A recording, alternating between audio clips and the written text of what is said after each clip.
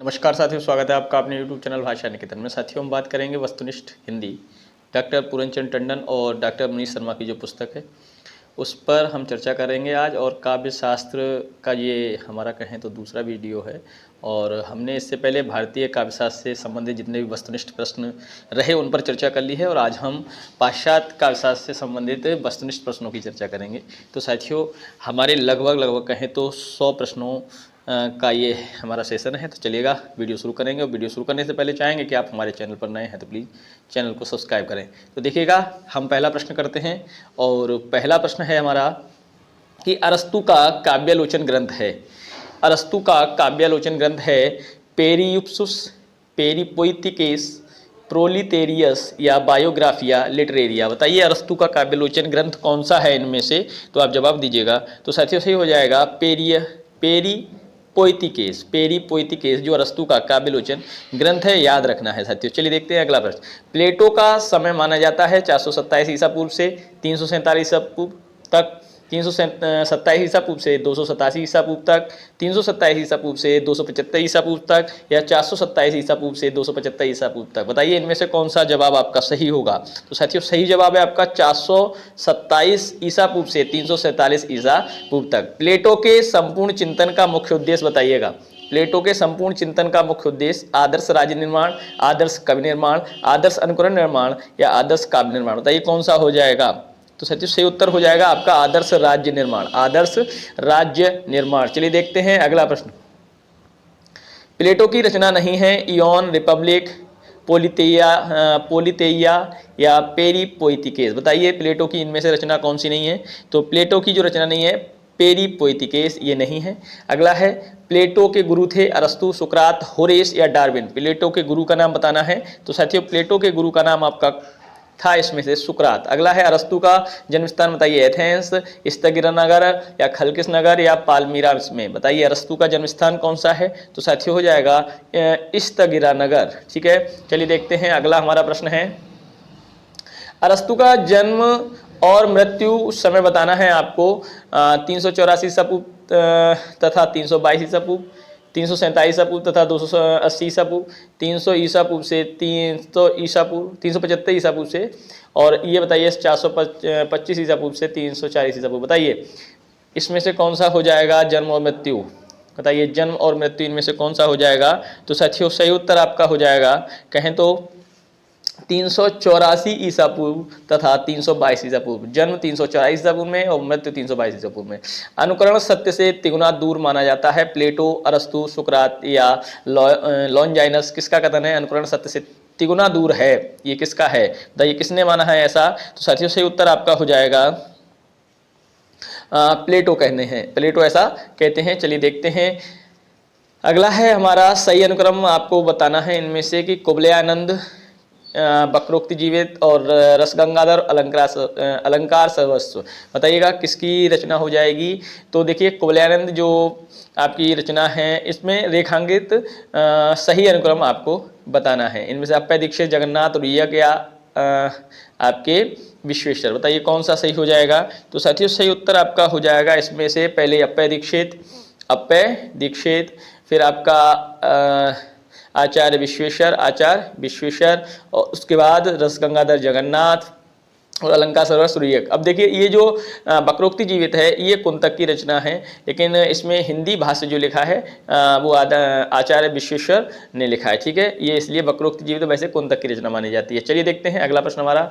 इसमें तीसरा ऑप्शन सही था। अगला हमारा कि काव्य को प्रकृति की अनुकृति माना है। काव्य को प्रकृति की अनुकृति किसने माना है। प्लेटो, अरस्तु, इलियट या रिचर्ड्स। बताइए काव्य को प्रकृति की अनुकृति किसने माना है। बताइएगा। तो साथियों सही उत्तर हो जाएगा आपका सही उत्तर इसमें से आपका हो जाएगा अरस्तु ने। और अगला है कविता प्रबल मनोवेगों का सहज उच्छलन है मानते हैं कॉलरेज, रिचर्ड, इलियट या वर्ड्सवर्थ। बताइए कौन सा सही हो जाएगा। तो सही हो जाएगा आपका वर्ड्सवर्थ। चलिए देखते हैं अगला प्रश्न है। अरस्तु ने त्रासदी के कितने अंग माने हैं। 8, 12, 6 या 4। त्रासदी के कितने अंक माने हैं। बताइए तो 6 माने हैं। अरस्तु ने कितने 6। अगला है बायोग्राफिया लिटरेरिया के रचनाकार बताइए। वर्ड्सवर्थ, इलियट, कॉलरेज या रिचर्ड्स। वर्ड्सवर्थ, इलियट, कॉलरेज या रिचर्ड्स। बायोग्राफिया लिटरेरिया के रचनाकार कौन हो जाएंगे। तो साथियों कॉलरेज हो जाएंगे। कौन हो जाएंगे। कॉलरेज। चलिए देखते हैं अगला प्रश्न।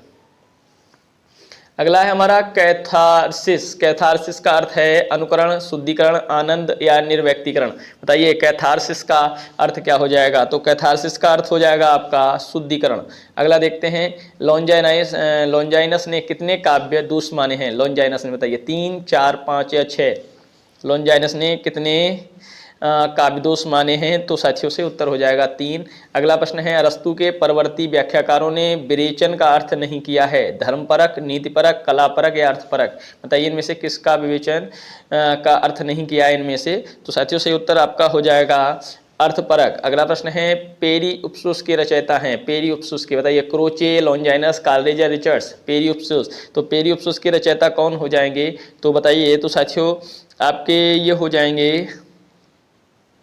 कहेंगे तो लॉन्जाइनस। कौन हो जाएंगे? लॉन्जाइनस। ठीक है, याद रखिएगा लॉन्जाइनस हो जाएंगे। अगला हमारा प्रश्न है, प्लेटो और अरस्तु के बाद तीसरा महत्वपूर्ण नाम पाश्चात्य काल शास्त्र में है? इलियड, रिचर्ड्स, क्रोचे या लॉन्जाइनस? बताइए इनमें से कौन सा प्रमुख है? तो साथियों याद रखना है लॉन्जाइनस। चलिए देखते हैं, अगला हमारा प्रश्न है, लॉन्जाइनस के ने उदात्त के कितने स्रोत माने? उदात्त के 4, 5, 6 या 7? उदात्त के कितने स्रोत माने हैं? तो साथियों ये माने हैं 5। अगला प्रश्न हमारा, विरेचन सिद्धांत के प्रवर्तक हैं? इलियड, रिचर्ड्स, अरस्तु या गिलबर्ट मरे? विरेचन सिद्धांत, तो विरेचन सिद्धांत किसका है साथियों? तो अरस्तु का है। चलिए देखते हैं अगला प्रश्न। अगला प्रश्न है हमारा, लॉन्जाइनस के अनुसार काव्य दोष नहीं है? बागाडंबर, बालेयता, भावाडंबर या अभिजात पद रचना? बताइए कौन सा नहीं है? तो अभिजात पद रचना। अगला है, त्रासदी अंग नहीं है? त्रासदी का इनमें से अंग नहीं है। चरित्र, कथानक, मंगलाचरण या विचार? तो साथियों कौन सा नहीं है? तो आपका मंगलाचरण नहीं है। अगला प्रश्न है हमारा, लिरिकल बैलेट्स के रचनाकार बताइएगा? इलियड, रिचर्ड्स, वर्ड्सवर्थ या कॉलरेज? तो याद रखिएगा साथियों वर्ड्सवर्थ और कॉलरेज दोनों इसके रचनाकार हैं। तो कॉलरेज और वर्ड्सवर्थ दोनों माने जाते हैं, याद रखिएगा। इसमें जो वर्ड्सवर्थ और कॉलरेज दोनों हो जाएंगे। चलिए देखते हैं, अगला हमारा प्रश्न है कि कल्पना मानव मस्तिष्क की बिंब विधायनी शक्ति है? मानते हैं वर्ड्सवर्थ, कॉलरेज, क्रोचे या इलियड? बताइए कौन सा हो जाएगा? तो कॉलरेज। अगला है, चित्रकार अथवा किसी भी अन्य कलाकार की तरह कवि भी अनुकरता है? कथन है? प्लेटो, अरस्तु, सुकरात या इलियड? बताइए, चित्रकार अथवा किसी भी अन्य कलाकार की ही तरह कवि भी अनुकरता है, यह कथन किसका है? तो साथियों सही उत्तर हो जाएगा आपका किसका है? अरस्तु का। आम आदमी की भाषा अथवा ग्रामीण भाषा के पक्षधर थे? कौन थे आम आदमी की भाषा और ग्रामीण भाषा के पक्षधर? तो साथियों ये थे आपके वर्ड्सवर्थ। कौन थे? वर्ड्सवर्थ। चलिए देखते हैं अगला प्रश्न हमारा। अगला प्रश्न है, कविता के भावों की सहज उच्छलन नहीं माना? वर्ड्सवर्थ ने, कॉलरेज ने, रिचर्ड्स ने, इलियट ने? तो किसने नहीं माना है? तो साथियों याद रखना है इलियट ने। और मूलतः दार्शनिक और सौंदर्य शास्त्री हैं? कॉलरेज, क्रोचे, रिचर्ड्स या मैथ्यू आर्नोल्ड? मूलतः दार्शनिक और सौंदर्य शास्त्री इनमें से कौन माने जाते हैं? तो साथियों सही उत्तर आपका हो जाएगा इसमें से क्रोचे। तो सही जवाब आपका क्रोचे है। परंपरा और व्यक्ति प्रज्ञा निबंध के लेखक बताइएगा? I.A. रिचर्ड्स, बेनिडितो क्रोचे, इलियट या कॉलरेज? परंपरा और व्यक्ति प्रज्ञा के निबंध के लेखक बताइएगा? क्या जवाब होगा इस प्रश्न का? तो साथियों सही उत्तर है आपका कौन सा हो जाएगा? इलियट। कौन हो जाएंगे? इलियट हो जाएंगे। चलिए देखते हैं अगला प्रश्न है, अभिव्यंजना सिद्धांत के प्रवर्तक? अभिव्यंजना, क्रोचे, कॉलरेज, मैथ्यू आर्नोल्ड या वर्ड्सवर्थ? अभिव्यंजना सिद्धांत, तो अभिव्यंजना सिद्धांत किसका है साथियों? ये आपका क्रोचे का है। किसका है? क्रोचे का है अभिव्यंजना सिद्धांत। चलिए देखते हैं अगला प्रश्न। अगला प्रश्न हमारा, कविता कवि व्यक्तित्व की अभिव्यक्ति नहीं व्यक्तित्व से पलायन है? कथन है? इलियट का, रिचर्ड्स का, ड्राइडन का या वर्ड्सवर्थ का? किसका कथन है आप बताएंगे? तो ये साथियों सही कथन है आपका इलियट का। अगला प्रश्न है, क्रोचे के अभिव्यंजना सिद्धांत की किस भारतीय आचार्य के सिद्धांत से जोड़ा जाता है? बामन, कुंतक, क्षेमेंद्र या मम्मट? किसके साथ जोड़ा जाता है? तो साथियों ये जोड़ा जाता है आपका कुंतक के साथ। अगला प्रश्न है, द कॉकटेल पार्टी काव्य के लेखक हैं? ड्राइडन, रिचर्ड्स, वर्ड्सवर्थ या इलियट? बताइए कॉकटेल पार्टी काव्य के लेखक कौन हो जाएंगे? द कॉकटेल पार्टी काव्य के लेखक तो साथियों कौन है इनमें से? इलियट हो जाएंगे। टी.एस. इलियट मूलतः थे जर्मनी, रूसी, फ्रांसीसी, अमेरिकी? टी.एस. इलियट मूलतः कहाँ के थे? तो साथियों ये जवाब आपका हो जाएगा अमेरिका। ठीक है, नई समीक्षा के जनक माने जाते हैं? कौन माने जाते हैं? टी.एस. इलियट, वर्ड्सवर्थ, बेनिडितो क्रोचे या रिचर्ड्स? नई समीक्षा की जनक किसको माना जाता है? तो साथियों सही उत्तर हो जाएगा टी.एस. इलियट। टी.एस. इलियट। चलिए देखते हैं अगला प्रश्न हमारा, एस्थेटिक पुस्तक के रचनाकार या रचयिता कौन हैं? कॉलरिज, क्रोचे, रिचर्ड्स या इलियट? एस्थेटिक के बताइए कौन हो जाएंगे? तो एस्थेटिक के आपके हो जाएंगे साथियों क्रोचे। अगला है द वेस्टलैंड के रचयिता हैं इलियट, ड्राइडन, रिचर्ड्स या कॉलरिज? द वेस्टलैंड, तो साथियों द वेस्टलैंड के आपके हो जाएंगे इलियट। अगला है अव्यंजनावाद को भारतीय वक्रोक्तिवाद का विलायती उत्थान माना है? किसने माना है अव्यंजनावाद को भारतीय वक्रोक्तिवाद का विलायती उत्थान? श्याम सुंदर दास ने, रामचंद्र शुक्ल ने, हजार प्रसाद द्विवेदी ने या लक्ष्मी नारायण सुधांशु ने? बताइए किसने माना है? तो साथियों सही उत्तर हो जाएगा आपका रामचंद्र शुक्ल ने। अगला प्रश्न है the sacred would, the sacred would के रचयिता इलियट, वर्ड्सवर्थ, रिचर्ड्स या ड्राइडन? द सेक्रेड वुड्स के रचयिता कौन है? इलियट हो जाएंगे। कौन हो जाएंगे? इलियट। अगला प्रश्न है सहजानुभूति अभिव्यंजना को आंतरिक प्रक्रिया मानते हैं? सहजानुभूति अभिव्यंजना को आंतरिक प्रक्रिया मानते हैं कॉलरिज, बेनेडिक्टो क्रोचे, वर्ड्सवर्थ या रिचर्ड्स? बताइए कौन सा हो जाएगा? तो साथियों सही हो जाएगा बेनेडिक्टो क्रोचे, बेनेडिक्टो क्रोचे। अगला हो जाएगा, अगला आपका प्रश्न है हमारा काव्य जीवन की आलोचना है ऐसा मानते हैं मैथ्यू आर्नोल्ड, रिचर्ड्स, इलियट या अरस्तू? काव्य जीवन की आलोचना है ऐसा कौन मानते हैं? बताइए सही उत्तर हो जाएगा मैथ्यू आर्नोल्ड। अगला प्रश्न है नई समीक्षा के समीक्षक हैं ब्लैकमूर, क्लिंट ब्रूक्स, रैनसम या बोरेन? बताइए कौन कौन से इसमें माने जाते हैं नई समीक्षा के समीक्षक? तो साथियों सही आपका जवाब हो जाएगा ये सभी, ब्लैकमूर भी, क्लिंट ब्रूक्स भी, रैनसम भी, बोरेन भी। तो माने चौथा जवाब सही है आपका। मनोवैज्ञानिक आलोचक हैं इनमें से I.A. Richards, Matthew Arnold, Benedetto Croce या कॉलरिज? मनोवैज्ञानिक आलोचक, तो मनोवैज्ञानिक आलोचक इनमें से कौन हो जाएंगे? तो सही जवाब हो जाएगा I.A. रिचर्ड्स। अब मलारमे और बैलेरी मूलतः हैं कहाँ के हैं? प्रतीक मतलब के किससे संबंधित हैं? प्रतीकवादी, बिंबवादी, स्वच्छंदतावादी या मार्क्सवादी? बताइए मलारमे बैलेरी किससे संबंधित हैं? तो सही जवाब आपका हो जाएगा प्रतीकवादी। कौन हो जाएंगे? प्रतीकवादी। चलिए देखते हैं अगला प्रश्न है स्वच्छंदतावाद की विशेषता नहीं है? विद्रोह की प्रवृत्ति, कल्पना का प्राधान्य, व्यक्तिवाद या यथार्थवादिता? बताइए स्वच्छंदतावाद की विशेषता नहीं है। तो स्वच्छंदतावाद की जो विशेषता नहीं है साथियों क्या जवाब हो जाएगा इसका? यथार्थवादिता। कौन मार्क्सवादी आलोचक नहीं है? बताइए माओ Tse tung, George Lucas, John Dryden या कार्डवेल? बताइए कौन मार्क्सवादी आलोचक नहीं है? तो इसमें से तो साथियों सही जवाब हो जाएगा आपका जॉन ड्राइडन नहीं है। मार्क्सवादी आलोचक नहीं है बताइए प्लेखानोव, क्रिस्टोफर कार्डवेल, रॉल्फ वॉक्स या वर्ड्सवर्थ? बताइए मार्क्सवादी आलोचक इनमें से नहीं है, वो कौन से हो जाएंगे? तो सही जवाब हो जाएगा आपका वर्ड्सवर्थ। अगला प्रश्न है प्रिंसिपल ऑफ लिटरेरी क्रिटिसिज्म के रचनाकार I.A. Richards, John Dryden, Matthew Arnold या कॉलरिज? कौन से हो जाएंगे? तो इसमें से जो सही जवाब हो जाएगा I.A. रिचर्ड्स। चलिए देखते हैं अगला प्रश्न है स्वच्छंदतावादी कवि नहीं है? कॉलरिज, सैली, कीट्स या जॉर्ज लुकाच? स्वच्छंदतावादी कवि नहीं है तो सही जवाब आपका हो जाएगा जॉर्ज लुकाच। चलिए देखते हैं अगला प्रश्न क्या है। अगला है मूल सिद्धांत के प्रवर्तक। मूल सिद्धांत के प्रवर्तक बताइए ड्राइडन, इलियट, रिचर्ड्स या वर्ड्सवर्थ? तो कौन सा हो जाएगा जवाब? तो साथियों सही जवाब आपका हो जाएगा रिचर्ड्स। अगला है अस्तित्ववादी नहीं है मलारमे या स्पर्श, पॉलिटिलिस या सात्र? तो अस्तित्ववादी नहीं है बताइए। तो साथियों सही आपका जवाब इसका हो जाएगा मलारमे।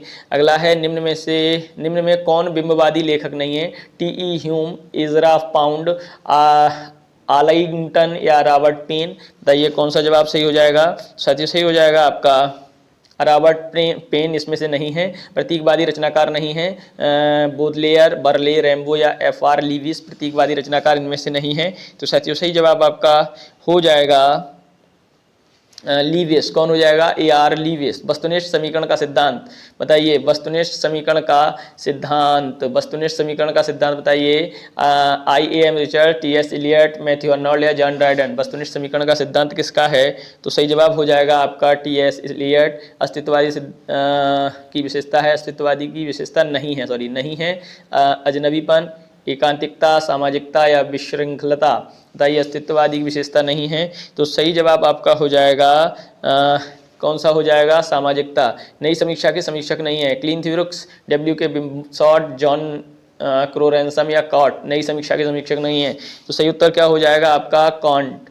और निर्व्यक्तिकरण सिद्धांत है, निर्व्यक्तिकरण इलियट, कॉलरिज, वर्ड्सवर्थ या क्रोचे? किसका है बताइए निर्व्यक्तिकरण सिद्धांत? तो साथियों सही जवाब आपका हो जाएगा किसका है? तो इलियट का है निर्व्यक्तिकरण सिद्धांत, आपके इलियट का है। चलिए देखते हैं अगला प्रश्न। अगला प्रश्न है हमारा, द न्यू क्रिटिसिज्म पुस्तक के लेखक John Crowe Ransom, Robert Penn Warren, Cleanth Brooks या रिचर्ड्स। बताइए द न्यू क्रिटिसिज्म के पुस्तक के लेखक कौन हो जाएंगे? तो सही जवाब आपका हो जाएगा जॉन क्रो रैनसम। उत्तर संरचनावाद का जन्म हुआ, उत्तर संरचनावाद का जन्म फ्रांस, जर्मन, रूस, अमेरिका कहाँ हुआ? तो सही सही आपका जवाब है इसका फ्रांस में। अगला आपका प्रश्न है कि एम्बिग्यूटी नई समीक्षा में इस शब्द के प्रवर्तक हैं Allen Tate, William Empson, Robert Penn Warren, John Crowe Ransom. बताइए एम्बिग्यूटी नई समीक्षा में इस शब्द के प्रवर्तक कौन हैं? तो साथियों इस शब्द के प्रवर्तक आपके कौन हो जाएंगे?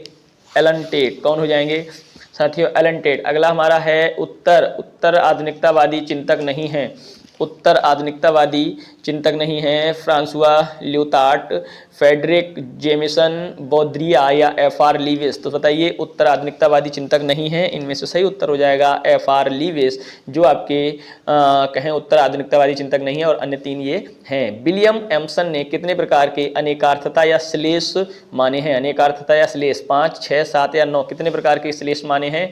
तो साथियों किसने माने? विलियम एम्सन ने। तो ये माने आपके 7 प्रकार के। कितने? 7 प्रकार के। चलिए देखते हैं अगला प्रश्न।